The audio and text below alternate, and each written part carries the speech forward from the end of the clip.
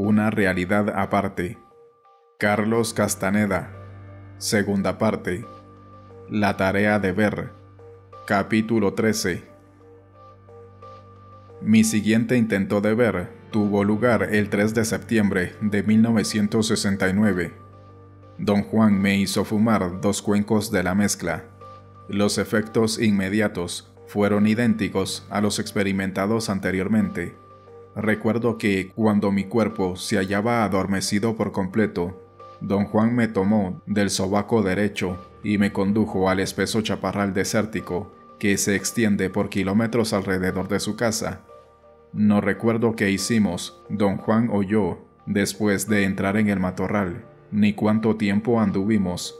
En determinado momento me descubrí sentado en la cima de un cerrito. Don Juan había tomado asiento a mi izquierda, tocándome. Yo no podía sentirlo, pero lo veía con el rabo del ojo. Tuve la sensación de que me había estado hablando, aunque no lograba recordar sus palabras. De cualquier modo, sentía saber exactamente lo que había dicho, pese al hecho de que no me era posible recordarlo en mi memoria lúcida. Sentía que sus palabras eran como los vagones de un tren que se aleja, y la última era como un cabuz cuadrangular. Yo sabía cuál era esa última palabra, pero no podía decirla ni pensar claramente en ella. Era un estado de semivigilia, con la imagen onírica de un tren de palabras. Entonces oí muy levemente la voz de Don Juan que me hablaba. «Ahora debes mirarme», dijo, volviendo mi rostro hacia el suyo. Repitió la frase 3 o 4 veces. Al mirar, descubrí de inmediato el mismo efecto de resplandor que 2 veces antes había percibido en su cara.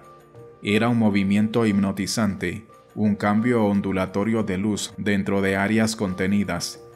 No había límites precisos para esas áreas, y sin embargo, la luz ondulante no se derramaba.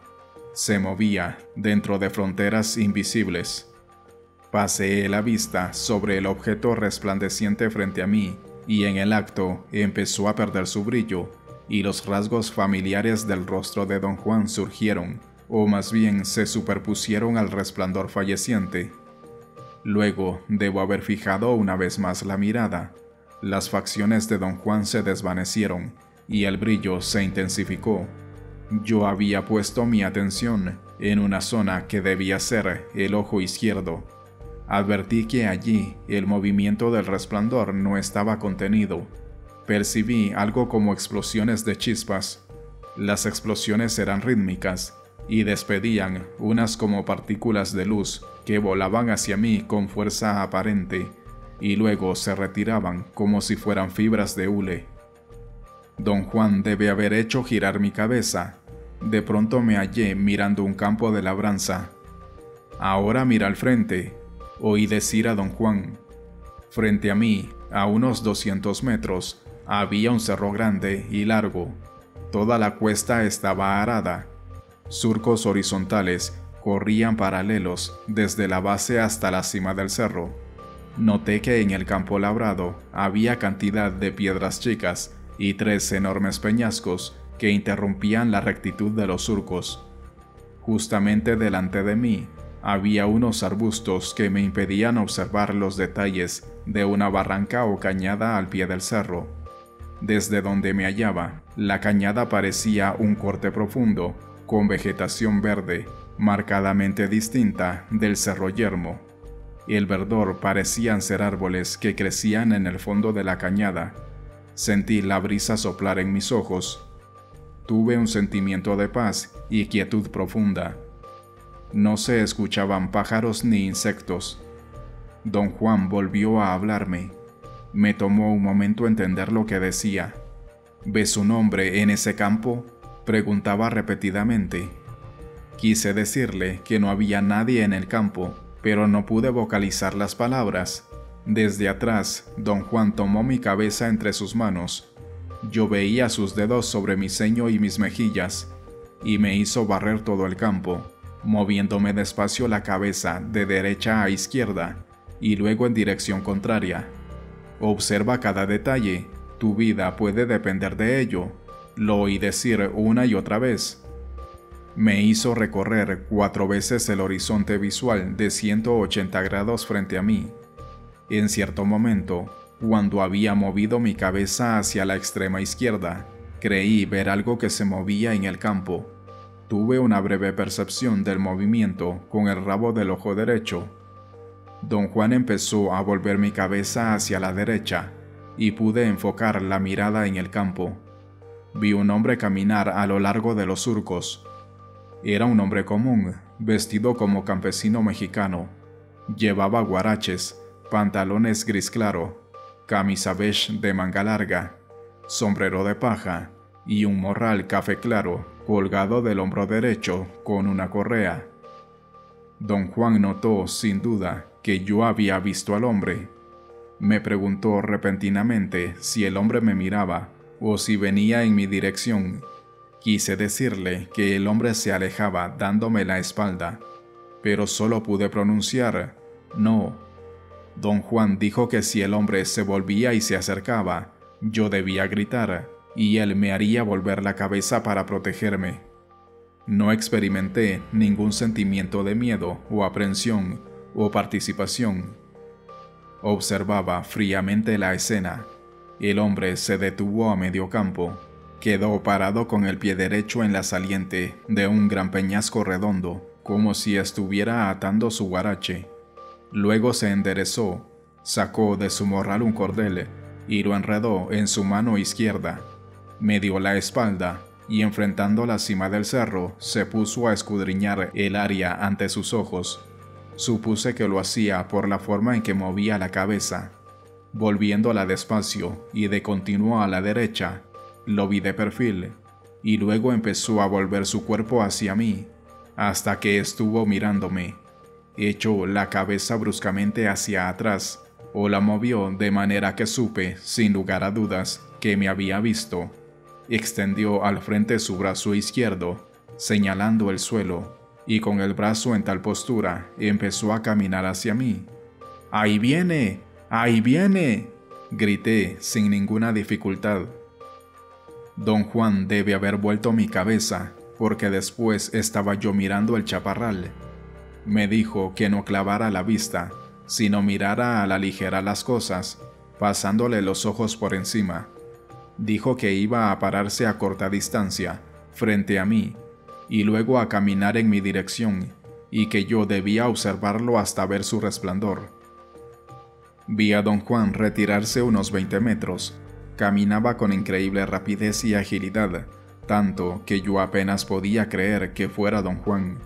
Se volvió a encararme y me ordenó mirarlo. Su rostro brillaba, parecía una mancha de luz. La luz se derramaba por el pecho, casi hasta la mitad del cuerpo. Era como si yo estuviera mirando una luz a través de párpados entrecerrados. El resplandor parecía expandirse y amainar. Don Juan debe haber empezado a caminar hacia mí, pues la luz se hizo más intensa y mejor discernible. Me dijo algo, pugné por comprender y perdí mi visión del resplandor. Y entonces vi a don Juan como lo veo todos los días. Se hallaba a medio metro de distancia. Tomó asiento, encarándome. Al concentrar mi atención en su rostro, empecé a percibir un vago resplandor. Luego fue como si delgados haces de luz se entrecruzaran. El rostro de don Juan se veía como si alguien le echara el cardillo de espejos diminutos. Conforme la luz se intensificaba, la faz perdió sus contornos, y de nuevo era un objeto brillante amorfo. Percibí una vez más el efecto de explosiones pulsantes de luz enlanadas desde un espacio que debe haber sido su ojo izquierdo. No enfoqué allí mi atención, sino que deliberadamente miré una zona adyacente que supuse el ojo derecho. De inmediato, capté la visión de un estanque de luz, claro y transparente. Era una luz líquida. Noté que percibir era más que avistar, era sentir. El estanque de luz oscura y líquida tenía una profundidad extraordinaria. Era amistoso. Bueno, la luz que emanaba de allí En vez de estallar, giraba en lento remolino hacia adentro, creando reflejos exquisitos. El resplandor tenía un modo tan bello y delicado de tocarme, de confortarme, que me daba sensación de delicia. Vi un anillo simétrico de brillantes rayones de luz expandirse rítmicamente sobre la planicie vertical del área resplandeciente. El anillo creció hasta cubrir casi toda la superficie, y luego se contrajo a un punto de luz en medio del charco brillante. Vi el anillo expandirse y contraerse varias veces. Luego me eché atrás, cuidando de no perder la visión, y pude ver ambos ojos. Distinguí el ritmo de ambos tipos de explosiones luminosas. El ojo izquierdo despedía rayos de luz que sobresalían de la planicie vertical, mientras los del ojo derecho irradiaban sin proyectarse. El ritmo de ambos ojos alternaba. La luz del ojo izquierdo estallaba hacia afuera, mientras los haces radiantes del ojo derecho se contraían y giraban hacia adentro. Luego, la luz del ojo derecho se extendía para cubrir toda la superficie resplandeciente. Luego, la luz del ojo derecho se extendía para cubrir toda la superficie resplandeciente, mientras la luz del ojo izquierdo se retraía. Don Juan debe haberme dado vuelta una vez más, pues de nuevo me hallé mirando el campo de labranza. Lo oí decirme que observara al hombre. El hombre estaba de pie junto al peñasco, mirándome. Yo no podía discernir sus facciones. El sombrero le cubría la mayor parte de la cara. Tras un momento, puso su morral bajo el brazo derecho y empezó a alejarse hacia mi diestra. Caminó casi hasta el final del área labrada, cambió de dirección y dio unos pasos hacia la cañada. Entonces perdí control sobre mi enfoque y el hombre desapareció junto a la escena total. La imagen de los arbustos del desierto se superpuso a ella. No recuerdo cómo volví a casa de don Juan, ni lo que él hizo para regresarme. Al despertar, yacía sobre mi petate en el cuarto de don Juan. Él acudió a mi lado y me ayudó a levantarme. Me sentía mareado, tenía el estómago revuelto. En forma muy rápida y eficiente, don Juan me arrastró hasta los arbustos al lado de su casa. Vomité y él rió. Luego me sentí mejor. Miré mi reloj, eran las 11 p.m. Me dormí de nuevo, y a la 1 de la tarde siguiente creí ser otra vez yo mismo. Don Juan me preguntó repentinamente cómo me sentía. Yo tenía la sensación de hallarme distraído. No podía concentrarme realmente. Caminé un rato por la casa, bajo el escrutinio atento de don Juan. Me seguía a todas partes. Sentí que no había nada que hacer y volví a dormirme. Desperté al atardecer, muy mejorado. En torno mío hallé muchas hojas aplastadas. De hecho, desperté boca abajo, encima de un montón de hojas. Su olor era muy fuerte. Recuerdo haber cobrado conciencia de aquel olor antes de despertar por entero. Fui atrás de la casa y hallé a don Juan sentado junto a la zanja de irrigación. Al ver que me acercaba, hizo gestos frenéticos para detenerme y hacerme volver a la casa. ¡Corre para adentro!, gritó. Entré corriendo en la casa y él llegó un instante después. «No me sigas nunca», dijo. «Si quieres verme, espérame aquí». Me disculpé. Él me dijo que no me desperdiciara en disculpas tontas que no tenían el poder de cancelar mis actos. Dijo que había tenido muchas dificultades para regresarme y que había estado intercediendo por mí ante el agua. «Ahora tenemos que correr el riesgo y lavarte en el agua», dijo. Le aseguré que me sentía muy bien. Él se quedó largo rato mirándome a los ojos. «Ven conmigo», dijo. «Voy a meterte en el agua». «Y estoy muy bien», dije. «Mire, estoy tomando notas». Me jaló de mi petate con fuerza considerable. «No te entregues», dijo. «Cuando menos lo pienses, vas a quedarte dormido otra vez. a lo mejor esta vez ya no podré despertarte. Corrimos a la parte trasera de su casa.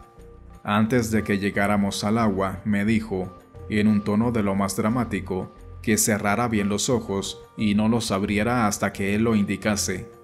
Me dijo que si miraba el agua, aún por un instante, podría morir. Me llevó de la mano y me echó de cabeza en el canal de riego. Conservé los ojos cerrados mientras él me sumergía y me sacaba del agua. Esto duró horas.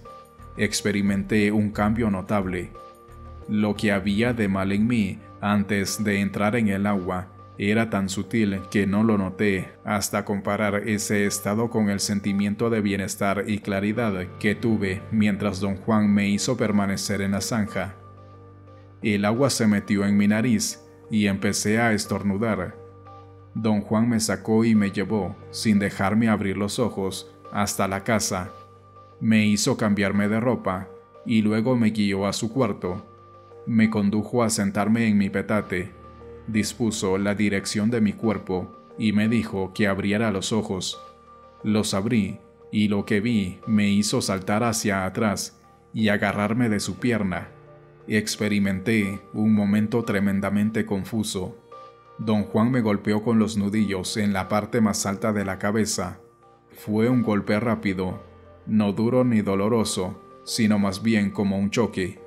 «¿Qué pasa contigo? ¿Qué viste?», preguntó. Al abrir los ojos, yo había visto la misma escena que observé antes. Había visto al mismo hombre, pero esta vez se hallaba casi tocándome. Vi su rostro. Había en él cierto aire de familiaridad. Casi supe quién era. La escena se desvaneció cuando don Juan me pegó en la cabeza. Alcé los ojos a don Juan. Tenía la mano lista para pegarme de nuevo. Riendo, preguntó si quería yo otro coscorrón. Solté su pierna y me relajé sobre mi petate. Me ordenó mirar directamente hacia adelante y por ningún motivo volverme en dirección del agua atrás de su casa. Hasta entonces advertí que el cuarto estaba en tinieblas. Por un instante no estuve seguro de tener abiertos los ojos. Los toqué para asegurarme. Llamé a don Juan en voz alta y le dije que algo andaba mal con mis ojos. No podía ver nada, cuando un momento antes lo había visto dispuesto a pegarme. Oí su risa a la derecha sobre mi cabeza y luego encendió su linterna de petróleo. Mis ojos se adaptaron a la luz en cuestión de segundos. Todo estaba como siempre, las paredes de ramas y argamasa y las raíces medicinales secas y extrañamente contrahechas que colgaban de ellas, el techo de paja, la linterna de petróleo colgada de una viga. Yo había visto la habitación cientos de veces, pero ahora sentí que había algo único en ella y en mí. Esta era la primera vez que yo no creía en la realidad definitiva de mi percepción.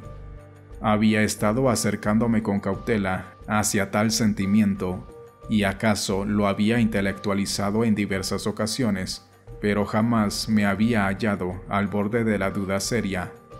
Ahora, sin embargo, no creí que el cuarto fuera real, y por un momento tuve la extraña sensación de que se trataba de una escena que desaparecería si don Juan me golpeaba la cabeza con los nudillos.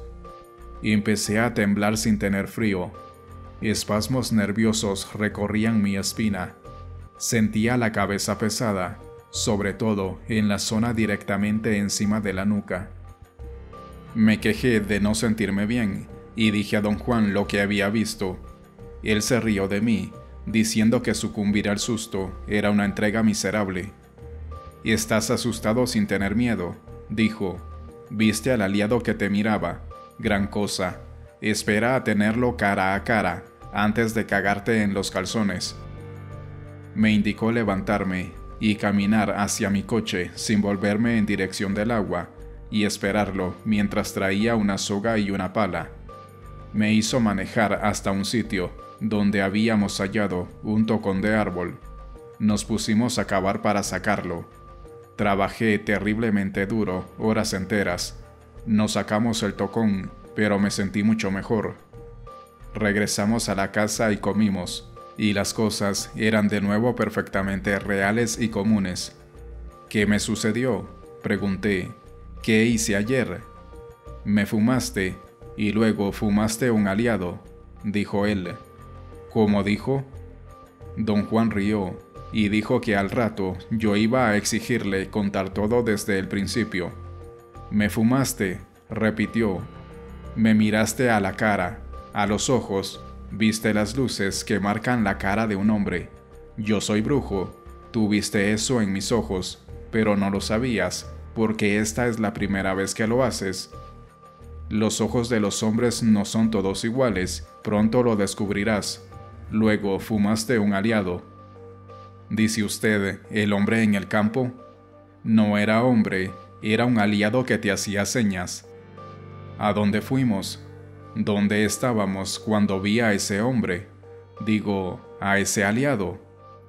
Don Juan señaló con la barbilla un área frente a su casa y dijo que me había llevado a lo alto de un cerrito.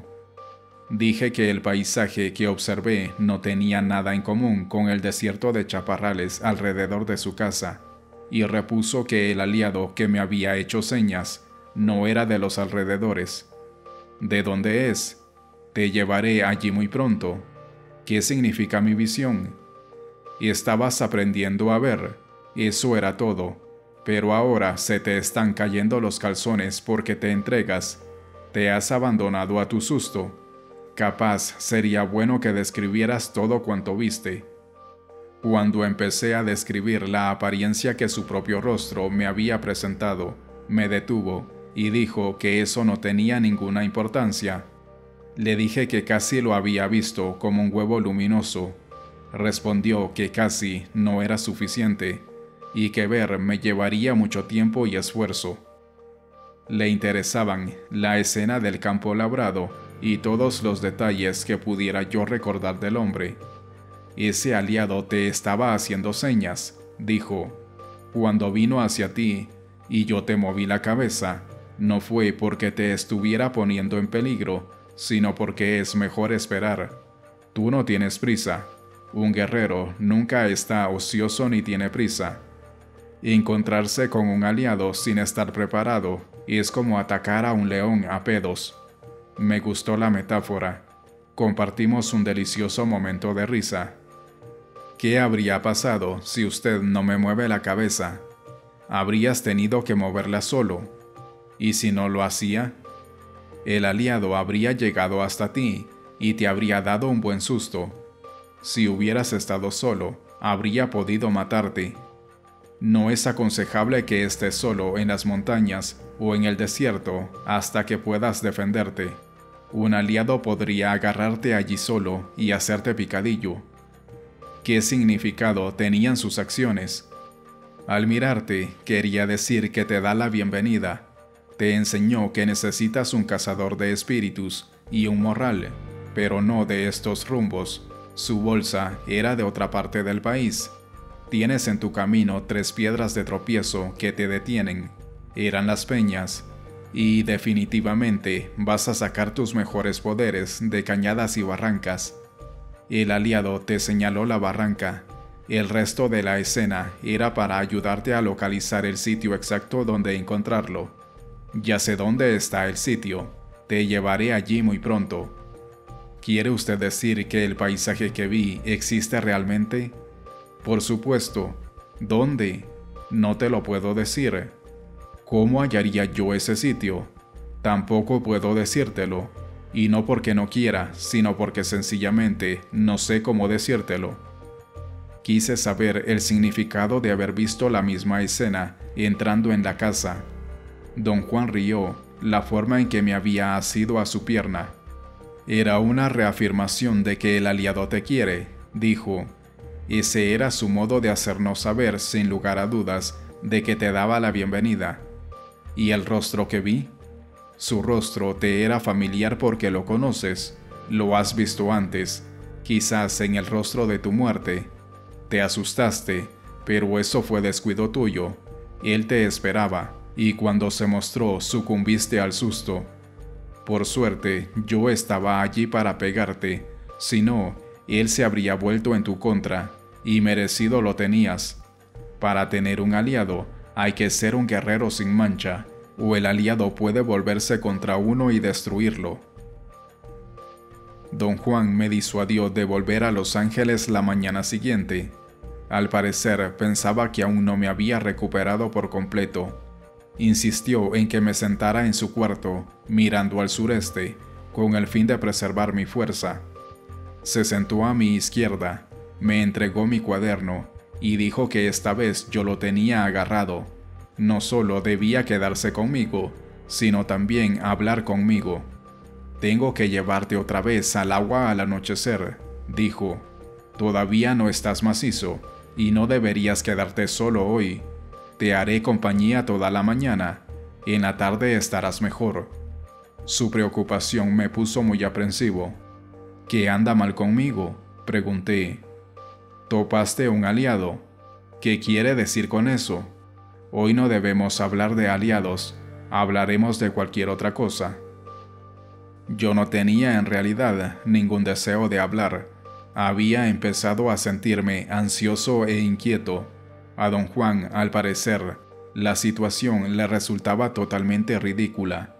Rió hasta que se le saltaron las lágrimas. «No me salgas con que, ahora que deberías hablar, no vas a hallar nada que decir», dijo. Sus ojos brillaban con malicia. Su humor era muy reconfortante. Un solo tema me interesaba en ese momento: el aliado. Qué familiar su rostro. No era como si yo lo conociese o lo hubiera visto antes. Era otra cosa. Cada vez que empezaba a pensar en ese rostro, mi mente experimentaba un bombardeo de pensamientos ajenos, como si alguna parte de mí conociera el secreto, pero no permitiese que el resto de mí se le acercara. La sensación de que el rostro del aliado era familiar resultaba tan extraña que me había forzado a un estado de melancolía mórbida. Don Juan había dicho que podía ser el rostro de mi muerte. Creo que esa frase me tenía sujeto. Quería desesperadamente preguntarle acerca de ella, y sentía con claridad que don Juan estaba conteniéndome. Llené los pulmones un par de veces y acabé preguntando: «¿Qué es la muerte, don Juan?». «No sé», dijo él, sonriendo. «Quiero decir, ¿cómo describiría usted la muerte? Quiero sus opiniones. Creo que todo el mundo tiene opiniones definidas acerca de la muerte». «No sé de qué estás hablando». Yo tenía el libro tibetano de los muertos en la cajuela de mi coche. Se me ocurrió usarlo como tema de conversación, ya que trataba de la muerte. Dije que iba a leérselo, e hice por levantarme. Don Juan me indicó permanecer sentado, y fue él por el libro. «La mañana es mala hora para los brujos», dijo para explicar el por qué yo debiera estarme quieto. «Estás demasiado débil para salir de mi cuarto. Aquí adentro estás protegido. Si ahora te echarás a andar, lo más probable es que hallaras un desastre terrible. Un aliado podría matarte en el camino o en el matorral, y luego, cuando encontraran tu cuerpo, dirían que moriste misteriosamente o que tuviste un accidente». Yo no estaba en posición ni de humor para poner en duda sus decisiones, así que me estuve quieto casi toda la mañana, leyéndole y explicándole algunas partes del libro. Y escuchó con atención, sin interrumpirme para nada. 2 veces tuve que parar durante periodos cortos, mientras él traía agua y comida, pero apenas quedaba desocupado, nuevamente me urgía a continuar la lectura.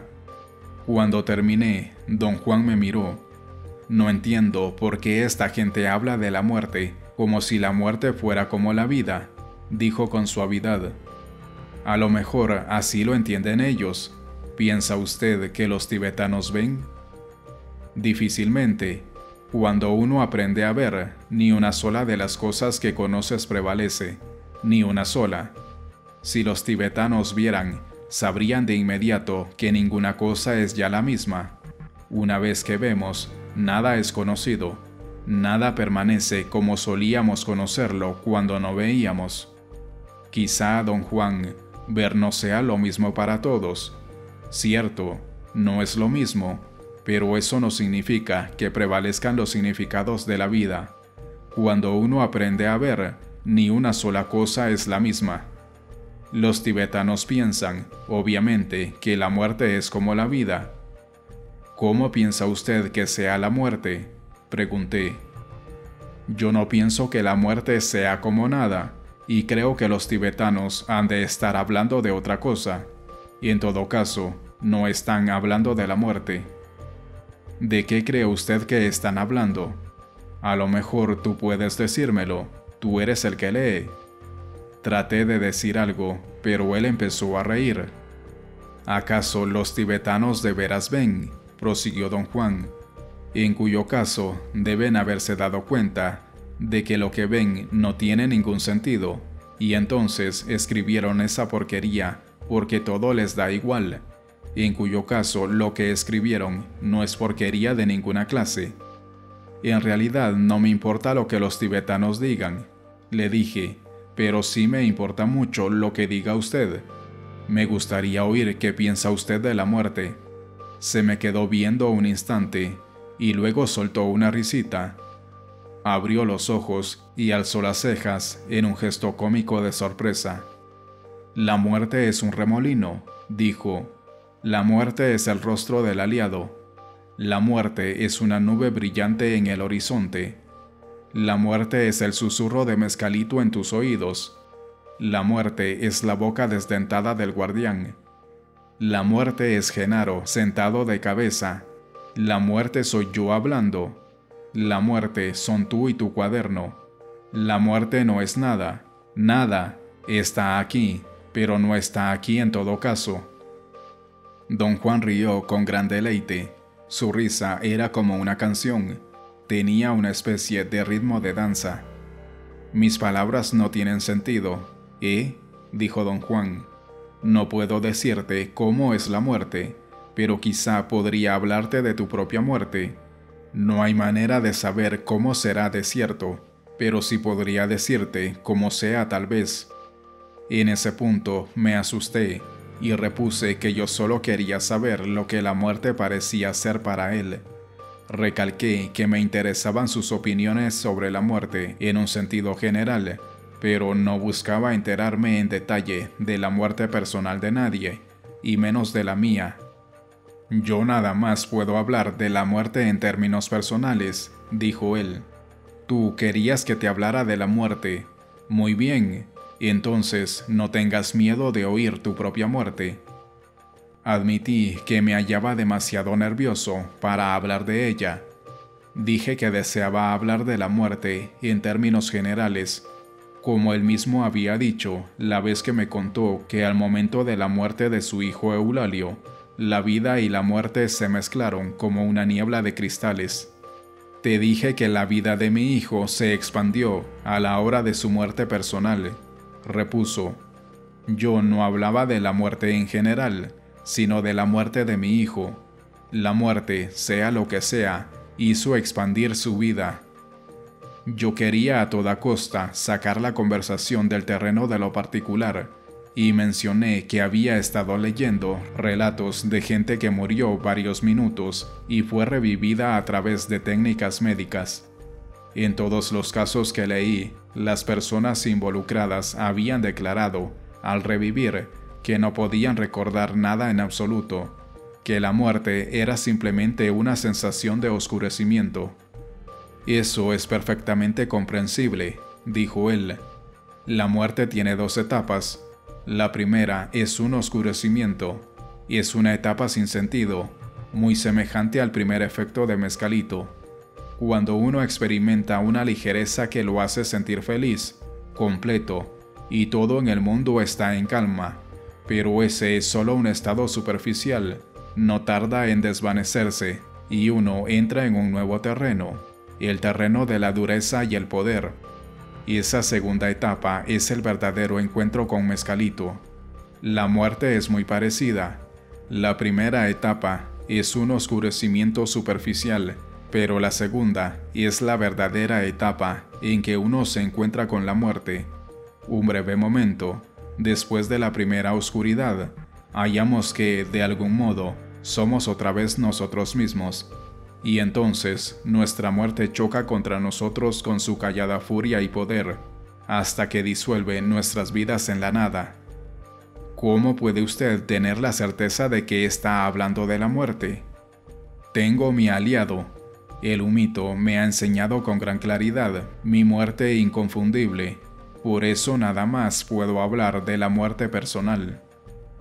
Las palabras de don Juan me ocasionaron una profunda aprensión y una ambivalencia dramática. Tuve el presentimiento de que iba a describirme los detalles exteriores y vulgares de mi muerte, y a decir cómo o cuándo moriría yo. La simple idea de saber eso me hacía desesperar y a la vez picaba mi curiosidad. Desde luego, podría haberle pedido describir su propia muerte, pero sentí que tal petición sería bastante descortés y la cancelé automáticamente. Don Juan parecía disfrutar mi conflicto. Su cuerpo se retorcía de risa. ¿Quieres saber cómo podría ser tu muerte?, me preguntó con deleite infantil en el rostro. Su malicioso placer en acosarme me daba ánimos, casi mellaba mi aprensión. Bueno, dígame, dije, y mi voz se quebró. Don Juan tuvo una formidable explosión de risa. Agarrándose el estómago, rodó de lado y repitió burlonamente: «Bueno, dígame», con una quebradura en su voz. Luego se enderezó y tomó asiento, asumiendo una tiesura fingida, y con tono trémulo dijo: «La segunda etapa de tu muerte muy bien podría ser como sigue». Sus ojos me examinaron con curiosidad aparentemente genuina. Reí. Me daba cuenta de que sus bromas eran el único recurso capaz de suavizar la idea de la propia muerte. «Tú manejas mucho», siguió diciendo, «así que tal vez te encuentres, en un momento dado, nuevamente al volante. Será una sensación muy rápida que no te dará tiempo de pensar. De pronto, digamos, te encuentras manejando, como has hecho miles de veces, pero antes de que puedas recapacitar, notas una formación extraña frente a tu parabrisas. Si miras más de cerca, verás que es una nube que parece un remolino brillante. Parece, digamos, una cara, allí en medio del cielo, frente a ti. Mientras la miras, la ves moverse hacia atrás hasta que solo es un punto brillante en la distancia. Y luego notas que empieza a moverse otra vez hacia ti, gana velocidad, y en un parpadeo se estrella contra el parabrisas de tu coche. Eres fuerte, y estoy seguro de que la muerte necesitará un par de golpes para ganarte. Para entonces ya sabes dónde estás y qué te está pasando. El rostro retrocede otra vez hasta una posición en el horizonte, toma vuelo y choca contra ti. El rostro entra dentro de ti, y entonces sabes, era el rostro del aliado. O era yo hablando, o tú escribiendo. La muerte no era nada todo el tiempo. Nada. Era un puntito perdido en las hojas de tu cuaderno, pero entra en ti con fuerza incontrolable y te expande, te aplana y te extiende por todo el cielo y la tierra y más allá, y eres como una niebla de cristales diminutos yéndose. La descripción de mi muerte me afectó mucho, cuán distinta a lo que yo esperaba oír. Durante un largo rato no pude pronunciar palabra. «La muerte entra por el vientre», prosiguió don Juan. «Se mete por la abertura de la voluntad. Esa zona es la parte más importante y sensible del hombre. Es la zona de la voluntad, y también la zona por la que todos morimos. Lo sé porque mi aliado me guió hasta esa etapa. Un brujo templa su voluntad dejando que su muerte lo alcance, y cuando está plano y empieza a expandirse, su voluntad impecable entra en acción y convierte nuevamente la niebla en una persona». Don Juan hizo un gesto extraño. Abrió las manos como abanicos, las alzó al nivel de los codos, les dio vuelta hasta que los pulgares tocaron sus flancos, y luego las unió lentamente en el centro del cuerpo, sobre el ombligo. Las retuvo allí un momento. Sus brazos temblaron con la tensión. Luego las subió hasta que las puntas de sus dedos medios tocaron la frente y las hizo descender a la misma posición sobre el centro del cuerpo. Fue un gesto formidable. Don Juan lo ejecutó con tal vigor y belleza que quedé fascinado. La voluntad es lo que junta al brujo, dijo, pero conforme la vejez lo debilita, su voluntad se apaga, y llega inevitablemente un momento en que ya no es capaz de dominar su voluntad. Entonces se queda sin nada con que oponerse a la fuerza silenciosa de su muerte, y su vida se convierte, como las vidas de todos sus semejantes, en una niebla que se expande y se mueve más allá de sus límites. Don Juan me miró un rato y se puso en pie. Yo tiritaba. «Puedes ir ya al matorral», dijo. «Es de tarde». Yo necesitaba ir, pero no me atrevía. Tal vez sentía más sobresalto que miedo. Sin embargo, había desaparecido mi aprensión con respecto al aliado. Don Juan dijo que no importaba cómo me sintiera, siempre y cuando estuviera sólido. Me aseguró que estaba en perfectas condiciones y que podía ir con seguridad a los matorrales, siempre y cuando no me acercase al agua. «Ese es otro asunto», dijo. «Necesito lavarte una vez más, así que no te acerques al agua». Más tarde quiso que lo llevara al pueblo vecino. Mencioné que manejar sería un cambio feliz para mí, porque todavía me hallaba estremecido. La idea de que un brujo jugaba literalmente con su muerte me era bastante grotesca. «Ser brujo es una carga terrible», dijo él en tono tranquilizador. «Te he dicho que es mucho mejor aprender a ver. Un hombre que ve lo es todo. En comparación, el brujo es un pobre diablo». «¿Qué es la brujería, don Juan?». Se me quedó mirando un buen rato, sacudiendo la cabeza en forma apenas perceptible. «La brujería es aplicar la voluntad a una coyuntura clave», dijo. «La brujería es interferencia. Un brujo busca y encuentra la coyuntura clave de cualquier cosa que quiera afectar y luego aplica allí su voluntad. Un brujo no tiene que ver para ser brujo, nada más necesita saber usar su voluntad». Le pedí explicar lo que quería decir con coyuntura clave. Meditó y luego dijo que él sabía lo que mi coche era. «Es obviamente una máquina», dije. «Quiero decir que tu coche son las bujías. Esa es para mí su coyuntura clave. Puedo aplicarle mi voluntad y tu coche no funcionará». Don Juan subió en mi coche y tomó asiento. Me hizo señas de imitarlo mientras se acomodaba en su lugar. «Observa lo que hago», dijo. «Como soy un cuervo, primero voy a soltar mis plumas». Hizo temblar todo su cuerpo. Sus movimientos me recordaban a un gorrión que humedecía sus plumas en un charco. Bajó la cabeza como un pájaro al meter el pico en el agua. «Qué bien se siente eso», dijo, y empezó a reír. Su risa era extraña. Tuvo sobre mí un efecto hipnotizante muy peculiar. Recordé haberlo oído reír de esa manera muchas veces antes. ¿Acaso la razón de que yo jamás hubiera tomado conciencia declarada de ello era que don Juan nunca había reído así el tiempo suficiente en mi presencia?